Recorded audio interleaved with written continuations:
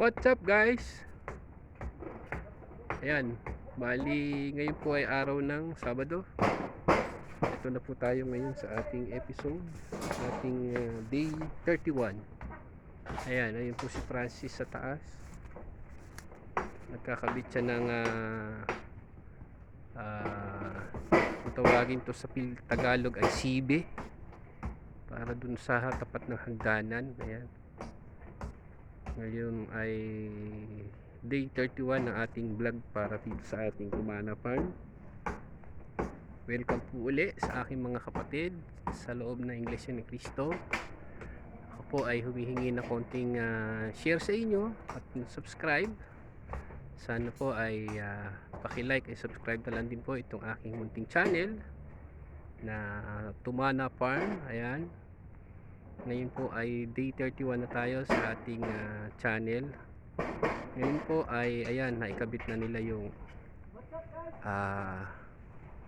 ating bubong sa tapat ng hagdanan. Ayan, ngayon ito nga po, ayan, naikabit na yung ating hagdanan. Ayan, medyo lumalapit-lapit na tayo sa katotohanan ng ating pinagagawa. Ayan, nalagyan rin to ng simento para tumigas yung ating hagdan. Ayan, kinulayan ko na din yung ating gabay para hindi masyadong kalawang dahil nasa dito nabasa ng ulan, ay pininturahan ko na rin para makabawas-bawas tayo ng ating trabaho. Na lagyan na ng bubong ang tapat ng ating hagdan. Tapos dito ay lalagyan na rin. Ayan, lalagyan na rin dito. Ayan, yung ating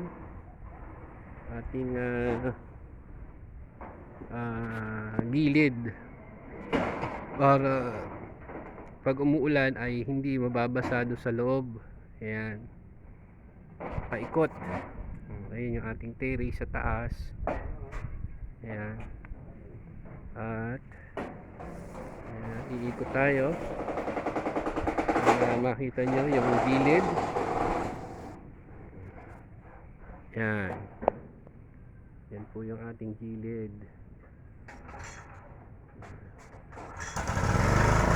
Ayan, na.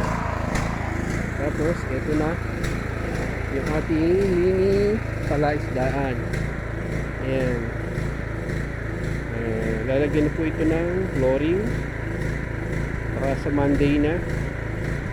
Lalagyan ng flooring, tapos palitada, tapos yun, para kahit pa paano ay nabawas-bawasan na din yung ating trabaho. Ayan, yun nga po, yung sa baboy natin doon ay okay na, bubong na lang. Pero ito ay ganito lang po ito. Bali magpo-poste lang po tayo dyan para sa lagayan ng lona dito sa gawin na yan. Ayan, may poste na yan, tapos doon sa gawin na yun, para may talian tayo ng lona para pagka masyado mainit ay hindi uminit yung tubig ng pispa natin. Ayan, dito tayo sa gawin dito dahil maingay yung generator. Ayan, ayan yung ating bubong paikot. Gawin tayo dito sa gawin para makita nyo po ng gusto.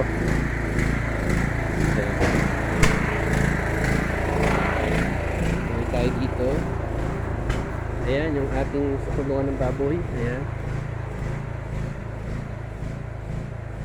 ayan yung ating sukulungan ng baboy. Wala rin siyang flooring, hindi ko rin siya pinalagyan ng flooring. At ang bala ko nga po dyan ay ipa ang ilalagay ko na pinaka flooring nya. Ayan, tapos ayan na ang ating bubong sa gilid na yan. Ayan, bali yun, lalagyan na ng sa CR para Monday ay doon naman tayo mag bububong sa gilid na yon. Tapos palitada, tapos kusina na, tapos sa flooring ng bahay para tayo ay kayari na. Masyado na tayong nasasaktan ng todo. Kaya sana po ay tulungan nyo ko sa aking channel para masiyahan naman po ako at matuwa, para ako naman po ay natutuwa pagka marami kong nagsishare at nagsasubscribe sa aking channel. Sana po ay patuloy nyo pong tangkiligin ang aking channel para naman po patuloy akong nag-upload ng aking mga video dito sa aking kumana. Ito po ay para po sa future. Sabi nga po, hindi tayo habang panahon malakas. Ito po kaya ko po ginawa ito para pagdating ng araw tayo po ay hindi na ubran ng trabaho, dito po tayo mag-i-stay. Ayan, mag-aalaga dati dito ng mga baboy, manok na pwede natin alagaan. Ayan, ito po ay nalagyan na natin siya ng alambre. Ayan, paikot hanggang doon sa may sulok na yun para nga po malagyan na natin ng cyclone wire saka yung panggilid na chicken wire para hindi makalabas yung manok. Ayan. So yun lang po muna guys, maraming salamat. Sana po ay patuloy po akong suporta sa aking channel para ako po ay patuloy din po na maghatid sa inyo ng kaganapan dito po sa aking kumana farm. Hanggang sa muli po, maraming salamat at isang magandang hapon po sa ating lahat. Bye bye!